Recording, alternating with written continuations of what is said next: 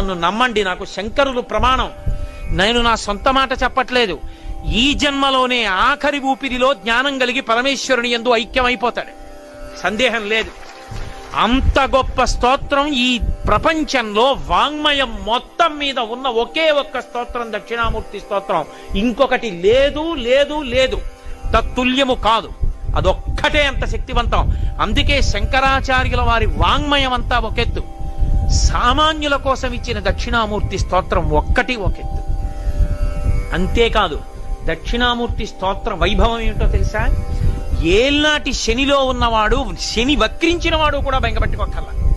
శని వక్రించడం అంటే శని ఆ రాశిలోంచి ఇంకో రాశిలోకి వెళ్ళి వెనక్కి వస్తూ ఉంటాడు.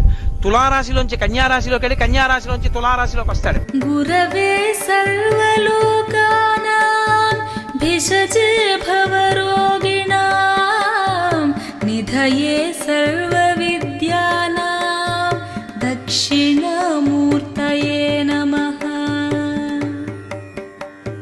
నిధయే సర్వవిద్యానాం దక్షిణామూర్తయే నమః.